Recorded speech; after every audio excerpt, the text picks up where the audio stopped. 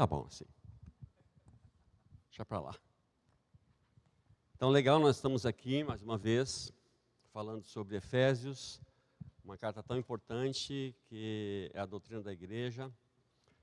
E nós encerramos domingo que vem, com o capítulo 6.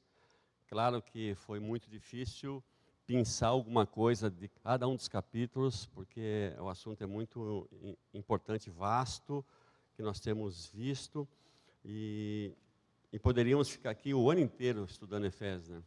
Mas não, a ideia é que nós tirássemos coisas importantes da carta para fixar na minha e na tua mente, na nossa mente, quem nós somos, né? A igreja. E assim que ele começa essa carta, dando uma ideia de quem nós somos, identidade. Então, quando eu conheço a minha identidade, eu sei quem sou, isso baliza o meu comportamento, a minha vida. E é isso que ele traz de uma forma bem profunda, teológica, no capítulo 1. Mas é legal, importante, que embora ele dê ele traga uma clareza de quem nós somos, ele nos diz que somos filhos de Deus, adotados, predestinados, eleitos, santos. Ele faz um perfil fantástico de quem nós somos em Cristo. Mas ele não podia deixar de falar de onde nós viemos. E aí ele vai falar isso no capítulo 2, que nós estávamos no mundo, perdidos, filhos da desobediência, filhos da ira, debaixo da ira de Deus. Então ele dá uma exaltada naquilo que nós éramos, para que nós pudéssemos entender que ele fez tudo em nossa vida. E ele fala isso no capítulo 2, dizendo que nós fomos salvos, nós fomos tirados desse mundo de trevas e colocados no reino da luz, sem necessidade de obra nenhuma, mas simplesmente pela graça, pela fé em Jesus. Ele fez isso. Deus não permitiu que nenhum passo, nenhum milímetro da nossa salvação dependesse de alguma obra nossa. Ele fala lá, porque se fosse assim, nós, seres humanos, iríamos nos gloriar. Eu consegui ser salvo. E a glória não seria Deus. E ele fala isso no capítulo 2. Mas vai falar também uma coisa importante, que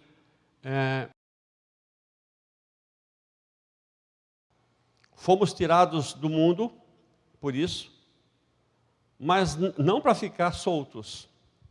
Ele nos colocou numa comunidade. Então, nós temos uma identidade, fomos resgatados, mas fomos colocados numa comunidade. E essa comunidade chama-se Igreja, Corpo de Cristo. Ele fala isso no capítulo 2 e o capítulo 3. Final do capítulo 2 e o capítulo 3. Que essa comunidade é composta de judeus. Naquela época, os judeus... para judeus também. Judeus e gentios, né? Judeus e quem não é judeu. Tinham uma inimizade muito grande, não se falavam, não se suportavam, era assim que funcionava.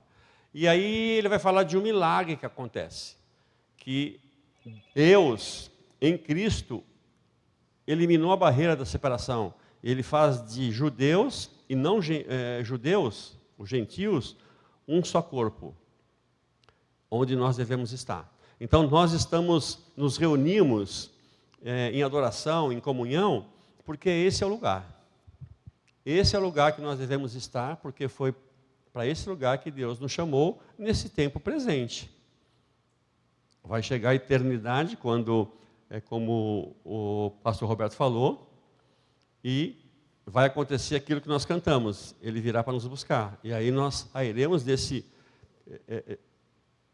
aspecto temporal da nossa vida, e estaremos para sempre com Ele. Mas nesse aspecto temporal, nós fazemos parte da igreja. Então não tem esse papo assim, não, eu adoro Deus em casa, sozinho. Não, Deus não nos criou para sermos sozinhos, individuais, solitários.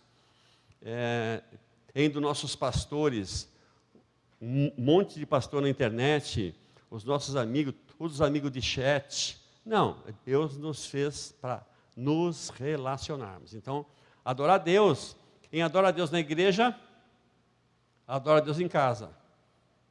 Quem não adora a Deus na igreja, também não adora a Deus em casa. É fato. Então, nós fomos criados para andarmos em comunidade, é o que ele fala aqui. Tá bom? Amém até aqui? Tudo isso nós já vimos, já falamos. E aí, é uma coisa legal também, que esse povo que se chama igreja, esse povo que tem uma identidade, tem uma regra de conduta. Nós não podemos viver de qualquer jeito, sim ou não? Não. Toda religião tem uma regra de conduta. Toda. Não tem uma religião que não tenha uma regra. E nós temos sim uma regra de conduta. E ele vai falar a partir do capítulo 4, que nós vimos também na reunião passada, sobre isso. E ele começa falando no capítulo 4 que nós temos que andar de forma digna. Nós temos que andar de acordo com a nossa vocação, de acordo com o que fomos chamados. E andar de uma forma digna, a gente viu isso bastante, significa que eu tenho uma regra, eu tenho valores e princípios que eu tenho que observar. E onde estão esses valores e princípios? Não é uma ética natural, que também está envolvido, mas é uma ética, é uma moral bíblica. Nós temos que pensar nisso, nós temos que viver de forma digna, da vocação pelo qual fomos chamados. Capítulo 4 ele fala isso. E ele vai discorrer isso, a gente viu essa questão bastante importante. Não deu para pensar tudo naquele capítulo, mas a gente viu isso. Então, ele está falando ali no capítulo 4, acho que a partir do versículo 17, essa questão. Como deve ser a nossa vida digna no nosso relacionamento em comunidade. Isso a gente falou um pouquinho sobre isso, né? Porque nós recebemos perdão, misericórdia, bondade. Se nós recebemos isso de Deus, nós temos que dar isso também. Essa é a nossa vida em comunidade. Porque eu tenho um monte de defeitos, vocês têm alguns. E o meu monte de defeito aparece. O de vocês também. Sim ou não? Aparece, né?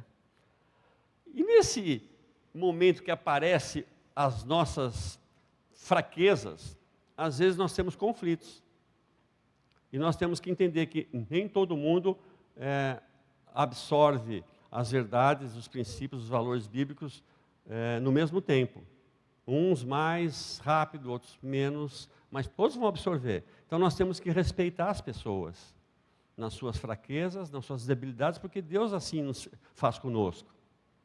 Ele nos ama e por isso Ele é bom. Por isso Ele é compassivo, assim que termina o capítulo 4. Por isso que Ele é perdoador. E Ele diz lá no capítulo 4 final, assim como vocês receberam, também vocês têm que dar. Versículo 32. Perdoando-vos uns aos outros, assim como eu vos tenho perdoado. Capítulo 4. Aí ele entra no capítulo 5. Aí o capítulo 5 está recheado de coisas para falarmos. Que nós vamos ter que dar uma pinçada em alguma coisa também. E é legal que se tivesse um outro pregador aqui, talvez fosse abordar o capítulo 5 de outra maneira.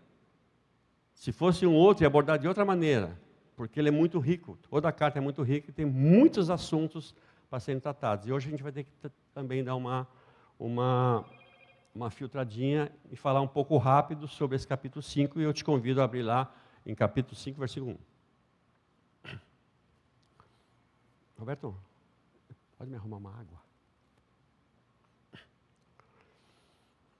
Ele começa o capítulo 5 Mais ou menos como começa o capítulo 4. O capítulo 4 ele começa assim, que nós temos que andar de modo digno à vocação pelo qual fomos chamados. No capítulo 5 ele já aperta mais. Ele diz que nós temos que ser imitadores de Deus como filhos amados. Já pensou nisso? Imitar Deus? É como o apóstolo começa esse capítulo 5, porque ele vai falar aqui de um relacionamento agora de nós como filhos da luz no mundo de trevas. Como é que eu vivo no mundo das trevas? Porque nós estamos nele. Nós fomos resgatados espiritualmente do mundo das trevas. E nós fazemos parte agora do reino da luz, mas vivemos nesse mundo. E nos relacionamos com as pessoas, sim ou não? Então nós temos que agora cuidar disso. Ele começa a orientar, muitas orientações aqui sobre essa questão. E ele vai falar no versículo 2, andai em amor como Cristo, que também nos amou e se entregou por nós a Deus como oferta e sacrifício com aroma suave. Então o padrão do nosso comportamento é Cristo. Se Cristo andou em amor, é assim que eu tenho que andar, em amor. Mas nós não podemos fazer vistas grossas ao problema do pecado que há no mundo, que nós convivemos. E ele vai falar isso no capítulo 3, que nós temos que tomar cuidado com a prostituição, impureza, cobiça, nem sequer sejam mencionados entre vós como convém aos santos. Não haja indecência, nem conversas tolas, nem gracejos obscenos, pois essas coisas não são inconvenientes, pelo contrário, ação de graça. Então ele começa a tratar e lembrar de onde é que nós viemos. Então tomem cuidado. Nós temos que imitar Deus. O padrão nosso é como Cristo andou, mas nós devemos tomar cuidado com isso, que isso faz parte da natureza pecaminosa do homem. E ele fala uma coisa muito importante no versículo 5, assim, porque bem sabeis que nenhum é devasso ou impuro ou avarento, que é idólatra, tem herança no reino de Deus e de Cristo.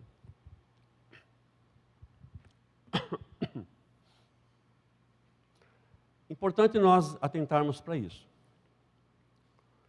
O mundo é assim. Então nós somos resgatados disso. Então nós temos que tomar cuidado. E uma coisa legal que ele fala aqui é que o avarento, né? O que é um avarento? É a pessoa que ama o dinheiro mais do que tudo. Sim ou não? Até Paulo vai falar para Timóteo isso, né? Vai falar mais para frente, no fim da vida, que a idolatria, o amor ao dinheiro é a raiz de todos os males. E aqui Paulo está dizendo que a avareza é a idolatria. Eu quero pensar um pouco aqui com vocês esse aspecto. Então parece que na reação que o mundo tem nas suas próprias convicções, não tem nada de religião, não tem nada de convicção de fé. Parece que vivem de uma forma natural. E parece que assim, fé, Deus, a gente só pensa nesse ambiente aqui de igreja. E o mundo aí fora nem se dá conta disso. Quero dizer uma coisa para vocês. Em tudo que as pessoas fazem, revelam a sua fé.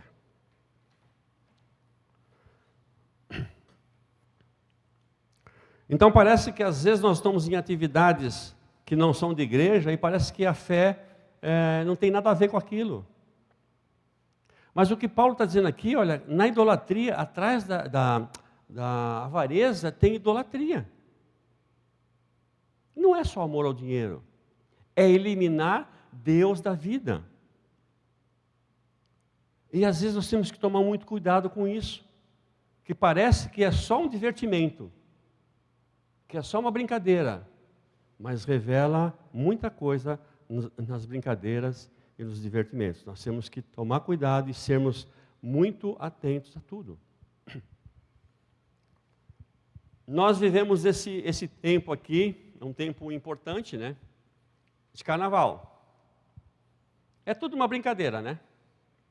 Sim ou não? É tudo um divertimento.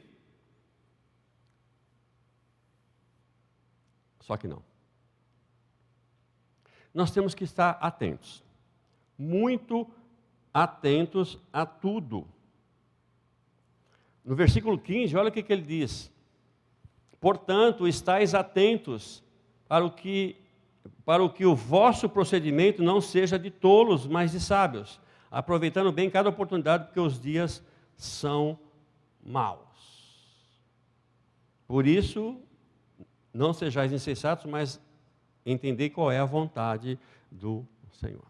Nós temos que perceber que atrás de esses supostos divertimentos, essas brincadeiras, muitas vezes tem verdades espirituais atrás.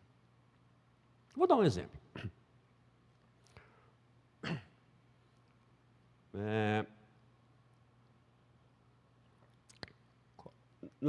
Na Bahia, em Salvador,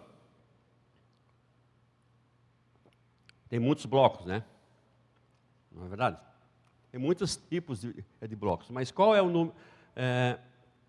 Talvez o ritmo de blocos que tem o maior número em Salvador. Não sei quantos conhecem, mas é o afoxé. Já ouviram falar? Já ouviram falar do afoxé? É um bloco. O que é afoxé? Sim, é cultura afro, e está tudo certo, nós não temos nada com isso, cada um vive a cultura que acha que tem que viver, e está tudo certo para nós. Mas nós temos que entender o que tem espiritual por trás. O afoxé é um ritmo, ele é um ritmo, afoxé, e os instrumentos que tocam esse ritmo também é chamado de afoxé. Só que o afoxé, ele é um ritmo, são músicas que são tocadas em exaltação aos orixás. Esse é o afoxé. Então parece que é simples. Eu estou num bloco de afoxé, eu estou só me divertindo. Estou só pulando. É uma música, é uma batida, para quem gosta de percussão, é uma batida boa. Mas não é só isso. Eu ouvi um responsável de um dos blocos de afoxé, ele diz assim, o afoxé é um culto de candomblé ao ar livre. Que legal, né? Ele vai além do entretenimento, ele vai além da diversão, ele vai além da brincadeira. Por trás disso está sendo exaltado alguma coisa. Aquilo representa a fé de quem faz aquilo. Nós temos que tomar cuidado com isso. Nós temos que ser imitadores de Deus, estar atentos para essas coisas, para que a gente não seja tolo. Nós temos um padrão de conduta.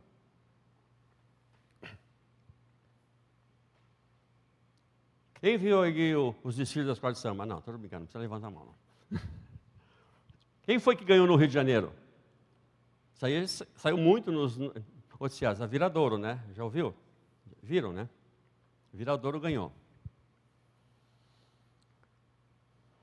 Tá. Qual que é o samba enredo da Viradouro?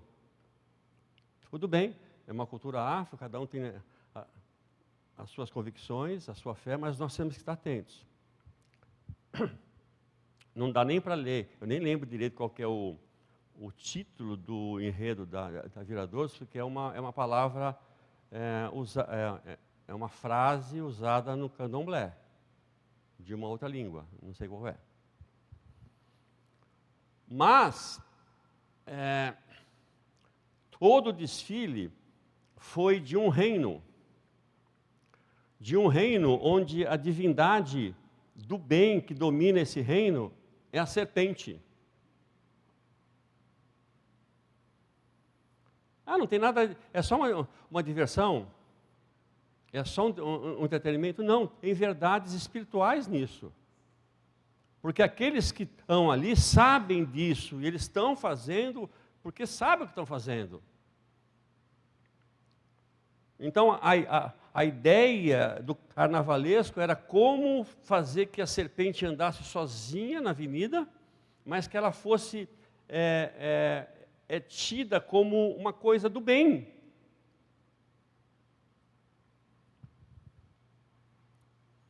Cultura inútil. Agora eu vou falar. A serpente no candomblé, quem já foi disso, pode ser que lembre do nome, é o Oxumaré, é um Exu, é um orixá, a serpente. É a serpente que traz a felicidade. Quem quer felicidade é o Oxumaré que traz, é a serpente. Então, isso tudo é uma brincadeira. Não é, eles não é uma brincadeira. Então nós respeitamos a cultura afro, respeitamos as pessoas que cultuam isso, que brincam com isso, que vivem isso, mas nós também temos as nossas convicções. Nós também temos a nossa cultura do reino. E essa cultura também tem princípios e valores que muitas vezes eles, ou na maior parte das vezes, conflitam com a cultura atual que nós vivemos. Não só a cultura afro, mas a cultura brasileira, a cultura das nações, conflita. E o que Paulo está dizendo aqui é que nós temos que saber como viver e observar essas coisas. Ah, tudo é legal? Não, tem religião? Tem. Tem religião no meio, sim. Eu não sei quantos viram o episódio também da Baby Consuelo com a Ivete Sangalo, também no Carnaval da Bahia. Viram isso? Vou falar então o que foi. A Baby Consuelo se converteu. E ela está na igreja do Terra Nova. Abriu a igreja dela, mas é do Terra Nova, está sob a cobertura do Terra Nova. Um apóstolo Terra Nova. No carro da Ivete Sangalo, ela subiu para cantar. Lá na Bahia, em Salvador. E no momento X lá, ela começa a pregar. No meio do afoxé. Ela começou a pregar. E ela começa a pregar e ela fala, ela se dirige às pessoas, dizendo que as pessoas estavam ali, mas o lugar delas não era aquele, era no céu. Ela começa a falar. E que Jesus está para voltar, e vai ter juízo, e o Apocalipse, vai ter o Apocalipse. Então, ela começou a fazer isso, e foi vaiada. Né? E as pessoas não gostaram disso. A Ivete Sangalo pega o microfone e diz assim: se o Apocalipse vier, eu vou macetar o Apocalipse. E começa a cantar um ritmo aí que é de macetar, que eu nem sei qual que é, uma música que fez muito sucesso, está fazendo sucesso aí no carnaval.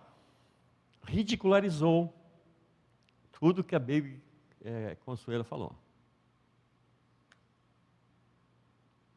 Tem religião atrás disso? Claro que tem. Não é só divertimento.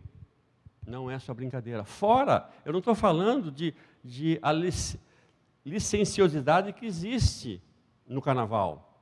Tudo pode. Não estou nem falando disso. Porque isso também é uma questão de valores. Então as pessoas acham que pode tudo, que podem usar o que quiserem, podem fazer o que quiserem com seus corpos. Eu não tenho nada a ver com isso. Embora aqui também ele fale sobre esse aspecto. Mas tem uma coisa que está obscuro que as pessoas não estão percebendo, que elas estão vivendo uma religiosidade ali dentro também.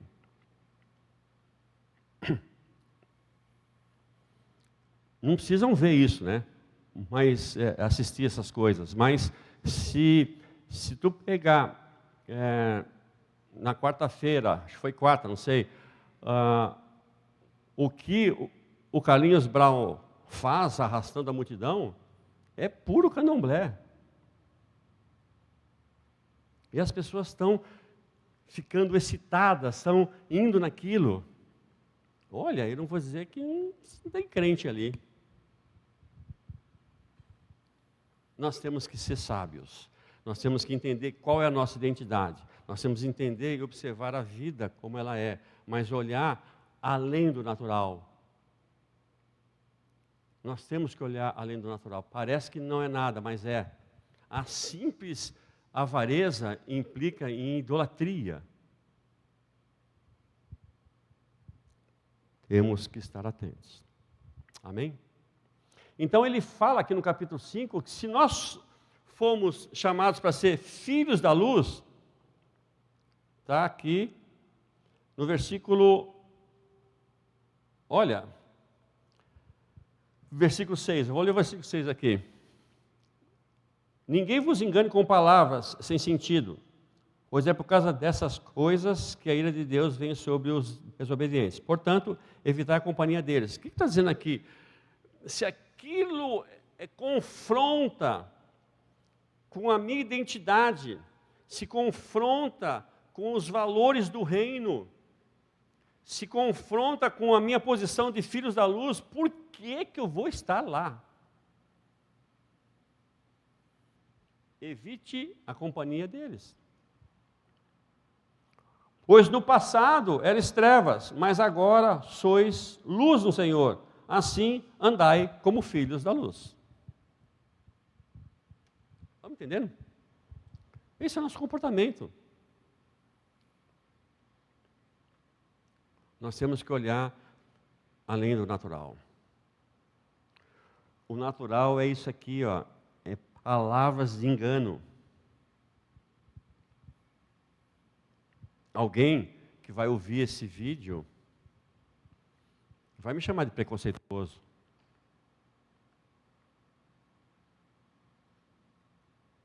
Eu posso defender minha cultura. Eu tenho direito constitucional para defender minha cultura. Eu posso falar livremente da minha religião, da minha fé, porque eu tenho direito constitucional de livre culto. Eu posso. E, portanto, eu preciso estar atento a coisas, a momentos, a ambientes, a situações que vão confrontar o que eu penso é da fé, o que eu penso a religião. E nós temos que estar muito atentos a isso. Andai como filhos da luz. Amém? Estão me entendendo?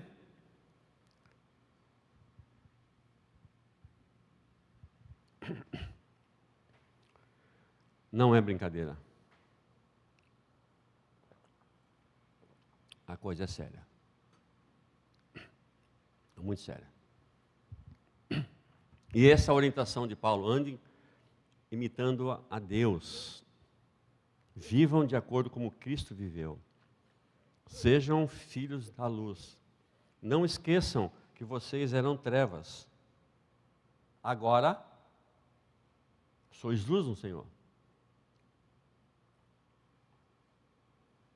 Capítulo 5 de Efésios. E aí ele conclui essa sessão falando de imitar Deus e não andar com as trevas, mas ser luz nas trevas. Ele fala que a reação espiritual de tudo isso é ser cheio do Espírito Santo. Ele começa a falar no versículo 18 em diante. Então, em vez de se embriagarem com esses enganos,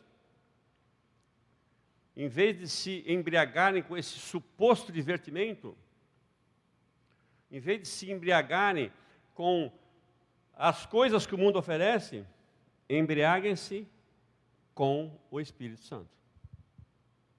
Sejam cheios do Espírito Santo. Amém? Essa é a orientação de Paulo aqui no capítulo 5 de Efésios.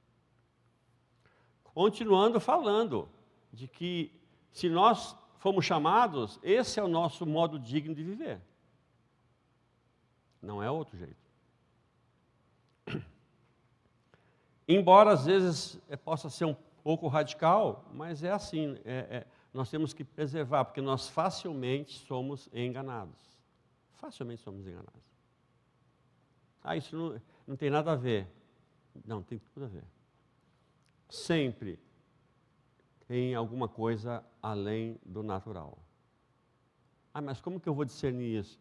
Ore, seja cheio do Espírito Santo, busque em Deus, se confronte, se isso que eu estou ou quero viver ou fazer, se está de acordo com os valores do reino de Deus. Observem se o que eu tenho vivido é digno. Busquem do Senhor sabedoria. E ele vai falar no versículo 14, assim, versículo 13. Mas todas essas coisas, sendo condenadas, manifestam-se pela luz. Pois tudo o que se manifesta é luz. Por isso diz, desperta tu que dormes, levanta-te dentre os mortos e Cristo te iluminará. Amém? É isso. Nós temos que ter a nossa vida de acordo com os nossos valores. Nós temos que viver dignos do chamado que nós temos. Nós temos um chamado aqui de Deus? Sim ou não? Temos, né? Então nós temos uma regra, um código ético para seguir. Tu que está me ouvindo, goste ou não goste, nós temos um código ético. Eu gosto ou não gosto, não é uma questão de exclusão, mas é uma questão de convicção. Eu tenho minhas convicções. E nós temos que ser assim. E quando eu tenho essa convicção de quem eu sou, dificilmente eu serei enganado. Mas eu tenho que ter essa convicção de quem eu sou. Eu tenho que conhecer esses princípios e valores. Eu preciso disso na minha vida. É todo instante. E aqui, para a gente concluir, quando a minha vida é desta forma, eu entendo quem eu sou, eu me afasto de obras que são contrárias aos valores e princípios que a palavra de Deus nos dá. Quando, em vez de eu me embriagar com essas coisas sedutoras do mundo, eu me embriago com o Espírito Santo, qual é o fruto disso? O fruto disso, ele vai se refletir rapidamente nos nossos lares, que é o que ele continua falando aqui, que a gente, só vou pensar rapidamente, só vou falar algumas coisas que a gente já está cansado de saber. Quem é cheio do Espírito Santo, a mulher respeita o marido. Capítulo 5, a partir do versículo 22. Quem é cheio do Espírito Santo, o homem ama a sua esposa. E a trata com doçura. Quem é cheio do Espírito Santo, sabe como tratar os filhos. Quem é cheio do Espírito Santo, sabe como honrar os pais. É o que ele vai falar aqui no capítulo, o resto do capítulo 5, até o capítulo 6, versículo 9. Vai falar sobre isso. As consequências visíveis de quem são cheios do Espírito. Quem é cheio do Espírito, trabalha como se estivesse fazendo para o Senhor. Quem é cheio do Espírito,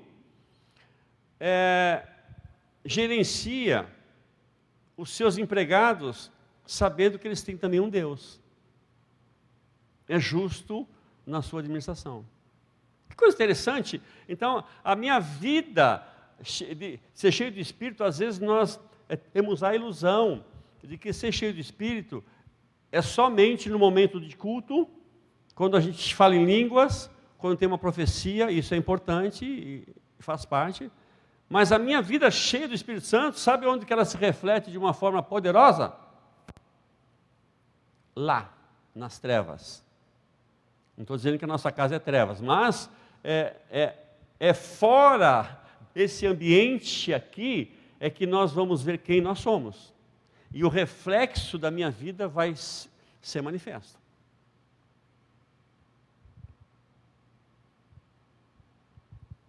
Quem é cheio de Espírito sabe como viver. Sabe como se separar do mundo, sabe como ser luz nessas trevas, sabe como aproveitar todas as oportunidades que Paulo está dizendo aqui, aproveitem todas as oportunidades. Quem é cheio do Espírito sabe como viver em família. Quem é cheio do Espírito sabe como viver uma vida profissional. Pesado isso, né? É muita coisa aqui. Mas esse é o capítulo 5. É um capítulo que mostra os frutos desse chamado, esse indivíduo que tem um perfil que Deus estabelece sobre a sua vida de santo, de filho, de irrepreensível, de eleito, predestinado, lavado no sangue de Jesus. Esses são os frutos de quem tem essa identidade. Amém? Tudo bem?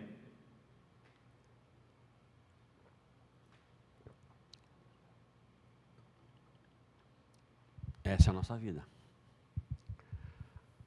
Mas é difícil, né? É difícil nós vivermos na sua plenitude tudo isso. É muito difícil. Por isso, tantas orientações. Se nós pegarmos Colossenses, vai falar também disso. Muitas orientações para nós vivermos isso. Porque é difícil. Nós somos tentados, somos provados, somos enganados, somos seduzidos por tudo isso. Somos seduzidos por simples divertimento, somos enganados que nas nossas relações, tanto familiares como profissionais, nós é que temos a razão sempre. Somos enganados.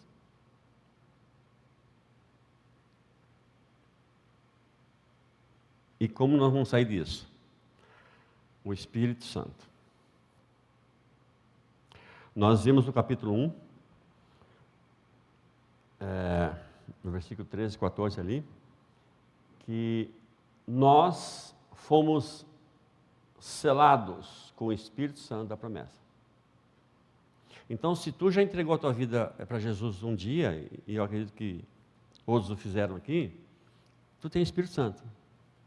E se eu tenho o Espírito Santo, Paulo vai falar em Romanos capítulo 8 que ele, o Espírito Santo, nos ajuda onde? Nas nossas fraquezas. Porque nós temos fraquezas. Temos. Talvez várias coisas que a gente falou aqui, meu Deus, e agora eu me enganei, né? E o que eu faço? Eu gosto, eu não quero fazer assim. O Espírito Santo nos ajuda nas nossas fraquezas.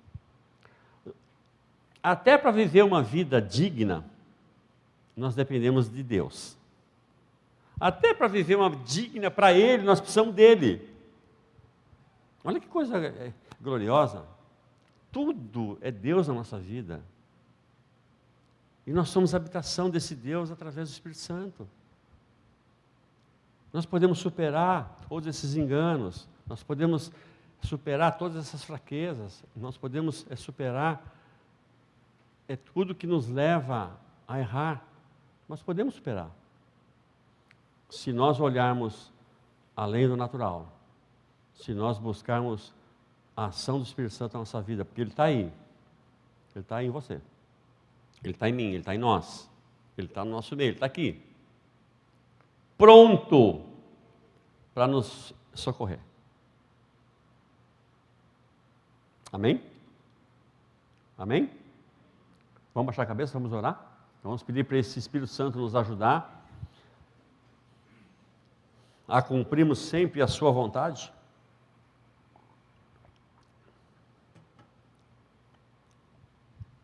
Obrigado, Senhor, pela tua palavra. Obrigado, Senhor, por tudo aquilo que tens nos ensinado nesse tempo, nesses cultos pela manhã no domingo, especialmente falando sobre essas coisas da igreja, de comportamento. Muito obrigado, Senhor, por esse privilégio que tu nos dá, a cada um de nós aqui. E nós queremos te pedir, Senhor, de uma forma especial, nesta manhã, que tu nos abra os olhos a tudo aquilo que não percebemos, a tudo aquilo que somos induzidos ao erro, somos enganados. Senhor, nos ajuda, Senhor. Abra os nossos olhos, que o Teu Espírito, Senhor, nos ajude a contemplarmos valores e princípios na nossa vida, onde estamos vivendo, na nossa comunidade, na nossa família, no nosso trabalho, nos nossos estudos, que possamos, sim, ter olhos abertos e olhar além daquilo que vimos, Senhor, além do natural, para que possamos, sim, glorificar o Teu nome em tudo que fazemos, Pai. Nos ajuda, Senhor. Nos livra de todo mal. Livra a nossa vida, Senhor. Livra a nossa vida, Senhor, de enganos. Quantas vezes pecamos porque nos deixamos levar até pelas nossas justiças, até pelos nossos direitos. Nos deixamos levar, Senhor. Nos ajuda, Senhor, a fazer aquilo que glorifica o Teu nome, Senhor. Seja na comunidade onde vivemos, seja na igreja, seja na família, seja nos nossos relacionamentos interpessoais, seja no nosso trabalho, seja nos nossos estudos, seja na nossa vizinhança. Pai, nós queremos, sim, demonstrarmos que somos filhos da luz, que somos imitadores de Deus, que andamos em amor como Cristo amou. Nos ajuda, Senhor. Nos ajuda a andarmos de acordo com aquilo que nós somos. Que nós possamos ter as nossas ações pautadas na nossa identidade. Que possamos agir de acordo com a Tua palavra. É o que nós te pedimos nessa manhã e oramos em nome do Senhor Jesus. Amém? Aleluia, amém? Graças a Deus, terminamos o capítulo 5, um pouquinho do capítulo 6. A semana que vem nós vamos